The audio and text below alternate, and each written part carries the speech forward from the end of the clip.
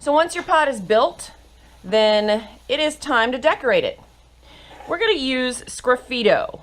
It is one of the techniques of decorating clay. It's one of the techniques that the Greeks used in black figure pottery when they painted their slip-on and carved their details into the pot. That's called sgraffito. You scratch away through your outer layer, revealing the color of the clay beneath it. So the easiest way to do that is to get your design planned out first. So you can see on here that I have drawn in a design. I have a band at the bottom and I have a band at the top, reminiscent of geometric style. And I have some filigree patterns that are more reminiscent of black figure pottery.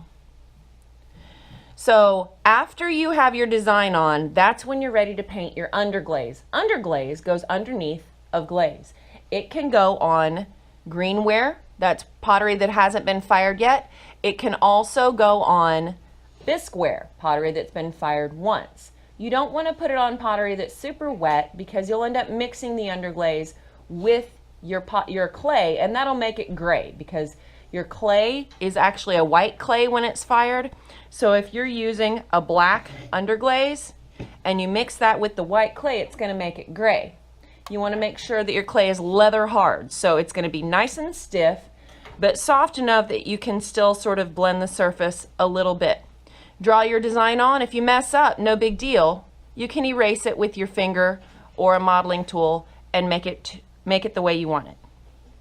So the first step is to get a clean dish. Wash your dish. I know this doesn't look clean, but all that stuff is stuck to it. It's not going to come off. Make sure that your underglaze is thoroughly mixed. You put your lid on. Make sure your lid is on.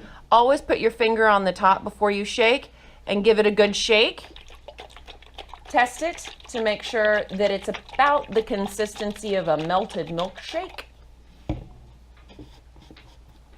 Pour it into your little dish. Don't need to pour a whole lot.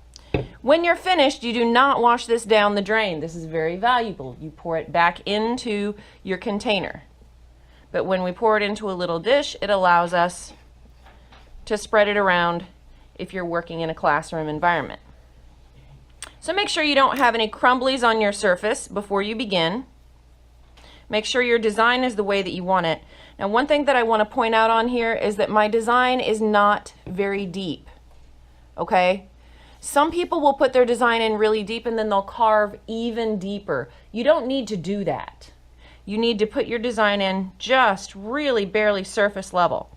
And I'm going to paint on my underglaze. I'm not going to go over and over it. Notice how I gave it a few swipes and that was it. I'm going to move on. Give it a few swipes.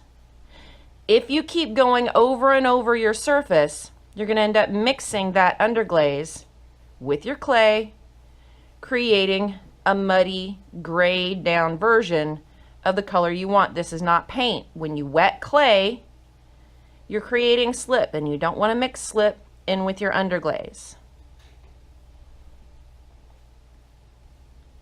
You're going to paint on one layer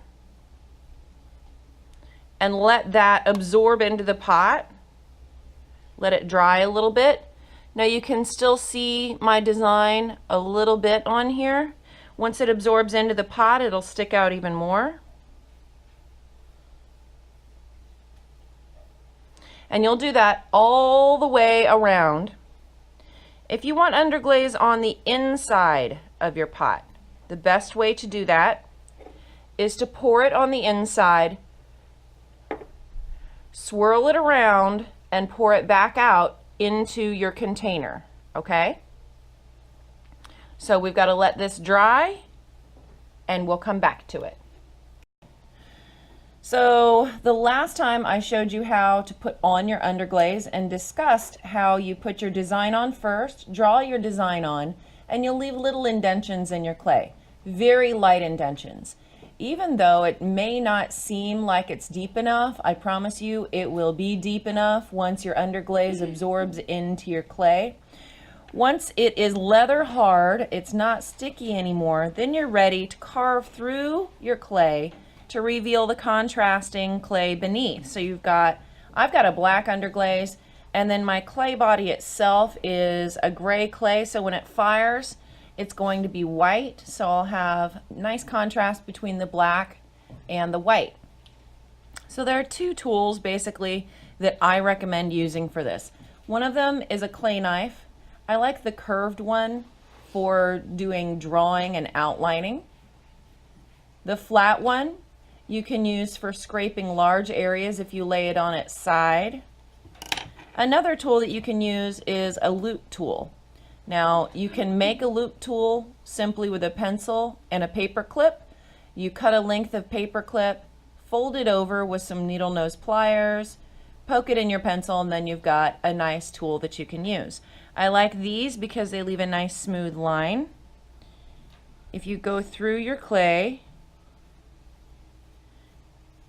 you'll notice that you don't have a hard line. Try to keep a nice edge. You don't want choppy lines.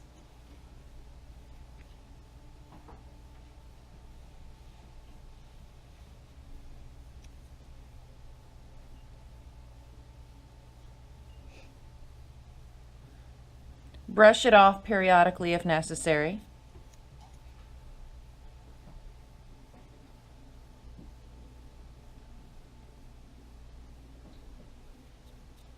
So that's the loop tool.